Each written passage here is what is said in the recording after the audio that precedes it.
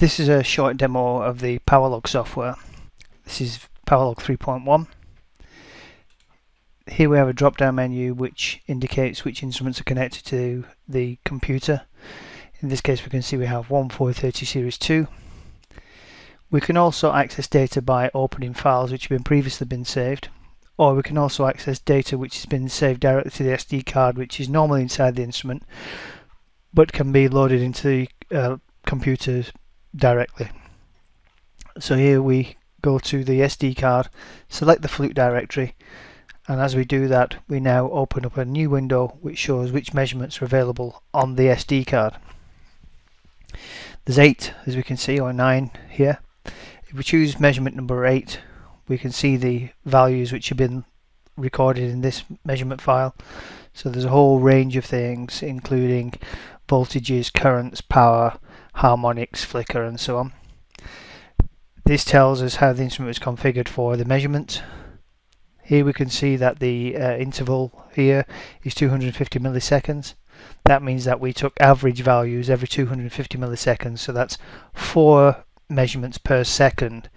So 4 measurements per second, and we recorded for a total of 1 hour. So that's 4 times 60 times 60. So that's quite a lot of data, considering that we have all of these measured values here. In addition to the measured values, we can also download screens into PowerLog, and we click this box to download those screens.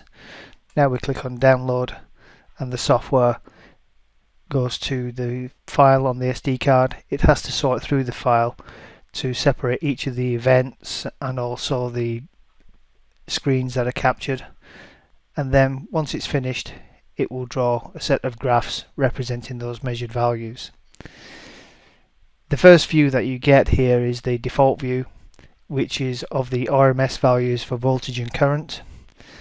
Here we'll see the graphs build up on the screen. So this is phase 1 or A, this is phase B, C, then the neutral phase, these are voltages, and then on the other side we see A, B and C for currents, and also neutral. In addition to the basic RMS values, there's also some additional values which are, you see these things on each of the tabs. So we see half cycle values, we see fundamental values. There's some grayed out values here. So this one is peak, for example, and the reason why that's grayed out is that we didn't choose to log that during the log period. So that's not been stored in the file and not available for viewing. On the next tab we can see the spreadsheet view. This includes all the values from the measured file. So that includes every value with a timestamp and date stamp and a description of what the value is. The tabs here represent all of the measured values, so the tabs are automatically generated as you load up. So for example, here we can see harmonics, and in this view we see initially the harmonics as a spectrum. It takes one or 2 seconds to come up, and we can choose which harmonics we want to see. So we'll choose or deselect some. So this one is, the first column is the total harmonic distortion, and in addition to looking at this as a cumulative spectrum, we can also look at this graphically over time. So these are the harmonics for the 1 hour period that we measured for, and we can choose each of the harmonics again here as we want them. Another example is the power screen.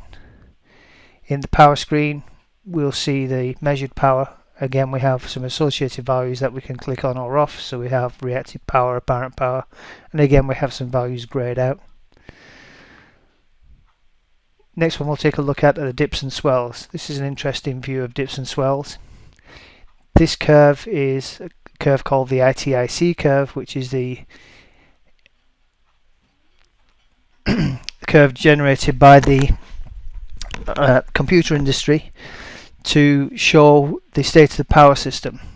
So the curve here goes from an amount of time or number of cycles, and here is the magnitude of voltage compared to the norm.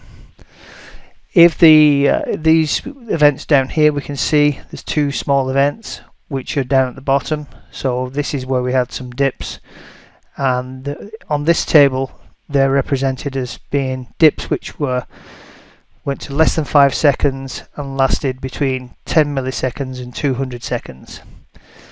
These dips would possibly affect the equipment but wouldn't do any damage. If you have events which are inside this part of the curve here, then those are events which shouldn't have any effect on the equipment, that the equipment should operate successfully. Then this top sector on the graph, if you have events in this part, they aren't really allowed because potentially they could damage equipment and cause equipment to reset and cause other problems.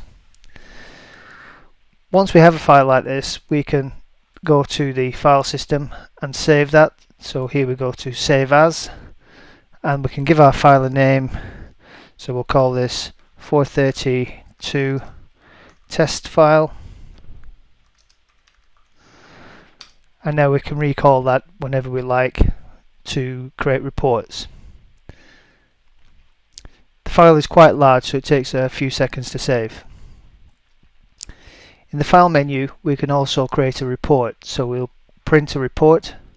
The first thing that we have here is that we can choose a logo, so we could put a Fluke logo on here. This gives a summary page if we want to include that. This tells us about the date and time of the report that we'll create. And here we can select or deselect values that we want to include in the report very simply. So we'll say OK, this is our report. It's given a warning message here about our graphic is blank. That's fine, we don't want to show that right now. So we'll say yes. Here we can choose a printer that we want to print the files to. And in this case we'll choose a PDF file, which will be something that we could create the report as a PDF. Here we have to give this a title, so we'll give it the same title, 432 test report, now saved as a PDF, so it's not going to overwrite the information that we had previously. We save that, and now it generates the test report automatically, and we don't have to do too much work to get the report built. And this is really useful for users in that they can take this data and then share it with other people to make decisions about what they want to do about the problem, and it shows whether the power system is good or bad. In this case, this report is taking quite a while. Typically on a smaller set of data, this report will just take a few minutes. We can see that it's creating a number of pages. We're up to page 10 already, so that's quite a comprehensive report, and we can view the report by clicking on test report here. And now we can see the report that we've made. We can scroll through that. We get these sets of graphs of the voltage. Some of these are blank because we don't have data in those. With a more judicious selection of dates and times, we get better sets of graphs, but you can quickly see how easy it is to make graphs or make the report. So hopefully that gives you some good ideas about how to demonstrate the software. It just takes a few minutes to show some of the nicer features like the reporting, like the graphs. We can also export this data as well if users want to put into something else like Excel.